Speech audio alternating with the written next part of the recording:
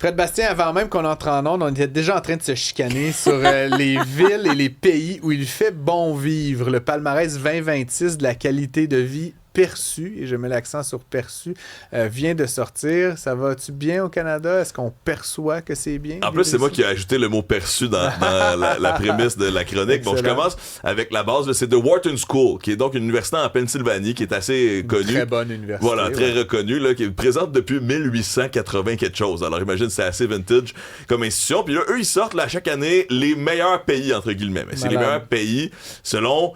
les gens qui y habitent. Hein. C'est 15 000 personnes dans 33 pays différents qui ont répondu au sondage, bon, qui se veut relativement scientifique. Et là, dans la méthodologie, il y a comme une espèce de formule qu'on fait, mais on pose des questions sur l'abordabilité, à quel point on peut vivre avec notre pouvoir d'achat, les opportunités professionnelles, l'ouverture aux familles, la stabilité politique et le bien-être. C'est là où la perception arrive, parce que est-ce que tu te sens bien en tant que Québécois, en tant que Canadien, en tant que Japonais, en tant que Suédois?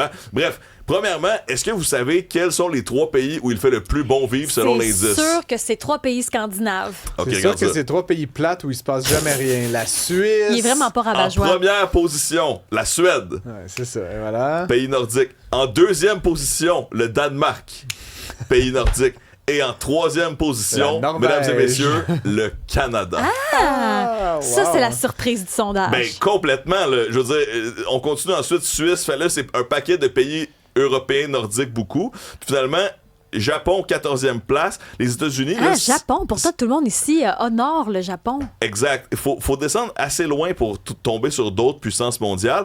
Puis, je trouvais ça intéressant que nous, on soit placés si haut, parce que là, j'ajoute un autre niveau. Là. On parle du Canada, c'est grand le Canada, mais dans les enquêtes de Statistique Canada, c'est le Québec qui a la meilleure qualité de vie perçue dans le pays. Alors, imaginez... On gagne grâce à nous. Ben, exact. Et aussi, imaginez où le Québec se situe dans le classement mondial.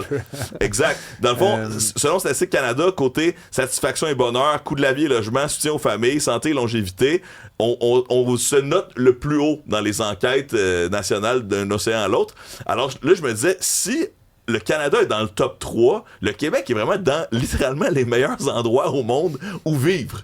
Et là, c'est rare qu'on entend ça comme ça à la radio. Ben oui, parce que tout le monde chiale contre le Québec en ce moment. Ouais. Et là, moi, je suis allé de mon analyse. Je pense qu'une des raisons pour lesquelles il fait si bon vivre au Québec, c'est parce que on a les yeux sur la balle, on chiale tout le temps. S'il y a quelque chose qui marche pas, on va le dire. Là, on entend souvent les Québécois, tu sais, des fois on est moins intéressés, puis ben moi je suis pas d'accord. La preuve des affaires publiques, puis la preuve que on est des électeurs qui ne sont pas dogmatiques, qui vont voir les enjeux puis qui vont répondre d'élection en élection. Comment est-ce qu'on réussit à changer les choses? Ben, peut-être que ça contribue à ce sentiment de bien-être. Bon, bien sûr, on peut parler aussi de notre richesse, du fait qu'on a une société relativement équilibrée parce que oui, on a des bienfaits du capitalisme avec un certain filet social qui relève un peu plus de la gauche. On est peut-être un peu entre les deux, puis on peut toujours se plaindre en disant on est trop d'un côté, on est trop de l'autre sur certains enjeux. Mais Colin, on est bien au Québec. Puis l'aspect de la bulle au Québec, il y a de l'espace en masse, là. Ça, c'est un autre aspect qui est très, très intéressant. T'as raison, on a un territoire incroyable. C'est intéressant pour les ressources naturelles et aussi pour l'explorer, se promener. Je pense à tous ceux qui sont en vacances quelque part au Québec cette semaine, la semaine prochaine. On les salue et profitez-en. Rappelons-nous à quel point on est bien ici quand même. Mais c'est-tu parce qu'on aime chialer puis ça devrait être un sport? Ça devrait être un sport, mais comme je dis, c'est un sport utile parce que peut-être que ça rend nos politiciens un petit peu plus stressés, peut-être que ça rend nos experts, nos conseillers un peu plus... qui travaillent un peu plus fort pour arriver à des bons résultats, je l'espère. Ça veut dire qu'il y a une longueur d'avance, c'est rocheuse. Mais qui est interviewé pour ces affaires-là? Parce que, 15 000 adultes à travers la planète. À travers la planète. Oui, exact. Ouais, là, fait qu'il y a 3 Québécois. Là, ils ont demandé au dude là, qui était bien heureux sur la rue. 33 pays, là, donc quand même quelques centaines, quelques mille. Oh oui, il fait bon vivre ici. Non, mais tu vois, ce que je veux dire, à un moment donné, puis là, on fait des blagues, mais pour de vrai, faut pas avoir voyagé beaucoup pour penser. C'est vrai que les Québécois, on est quand même chialeux, puis je veux dire, je vois pas autour de moi des gens qui sont hautement satisfaits par rapport à bien d'autres endroits dans le monde. Non, mais je pense que la condition humaine à la base, c'est de vouloir que quelque chose soit mieux, là, tu sais, en général. Il y a des pays qui le verbalisent moins, en tout cas. Ouais. Je pense que quand un peuple qui passe sa journée à chialer, est rarement très heureux de ses conditions. Là, tu comprends? C'est juste, il y a comme un biais d'auto. Mais quand le soleil se couche à la fin de la journée, tu te dis, je suis au Québec. Puis à chaque fois, on dit, de toute façon, on va arriver à Noël en même temps que tout le monde. Exact. On est peut-être philosophe dans notre chialage. Je t'en rappellerai plus le jour de tes noces. On est un peuple qui se raconte. La tradition orale, c'est important chez nous. OK, mais aussi, juste un pas de recul sur les pays où ça va le moins bien, selon la liste. Puis là aussi, ça nous donne aussi un relief sur pourquoi est-ce que ça fonctionne si bien ici. Les 3 pays où ça va le moins bien, Liban, Iran, Ukraine. Exact. Donc, tu sais, nous, effectivement, on a des nids de poules et c'est terrible et on fait bien de mettre le doigt dessus puis d'accuser nos problèmes de société parce que c'est inexcusable, un nid de poule. On peut faire mieux en tant que société. Oui. Mais c'est pas des obus, c'est pas des bombes qui explosent dans notre cour. On n'a pas peur qu'on envoie nos enfants à l'école. Les nids de poules à Téhéran, là, ils ont la taille d'une mini-fourgonnette. Exact. Puis c'est vrai qu'il y a certaines écoles où parfois on peut craindre un peu, là, mais on n'a pas peur qu'il y ait la guerre, carrément. Moi, ce qui m'étonne, par contre, de ton palmarès, c'est que le Japon se retrouve en 14e position. Alors que tous ceux et celles qui sont allés visiter le Japon dans les dernières années vantent le pays. Complètement.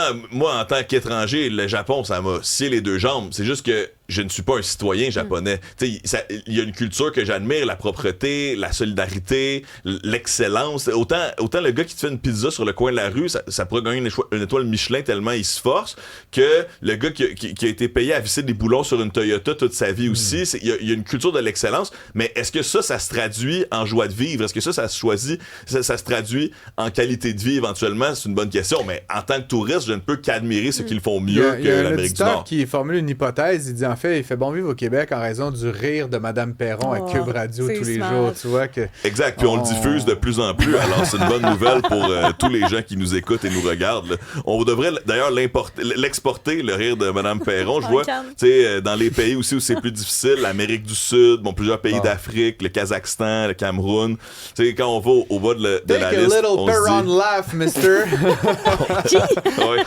Abonnez-vous à Cube, ça serait peut-être qu'on va s'en venir à celui d'Isabelle. Je vais te laisser le monopole du rire. Fred Bastien, on voulait aussi parler d'intelligence artificielle. Je saute du coq à l'âne. Oui, un endroit où on risque... Je croyais qu'on ne risquait pas d'en trouver. C'était bien au Vatican et pourtant, tu en as déniché. Non, mais c'est vraiment intéressant parce que dans le fond, il y a une influence mutuelle entre l'IA, les grosses compagnies d'IA, et le Vatican. Le Vatican, premièrement, je sais pas si tu te souviens, mais il y a quelques mois, le pape a publié un texte qui se voulait une mise en garde de l'humanité pour l'IA. L'encyclique, là, ouais, exact. C'est exactement ça. C'est le nom exact, l'encyclique.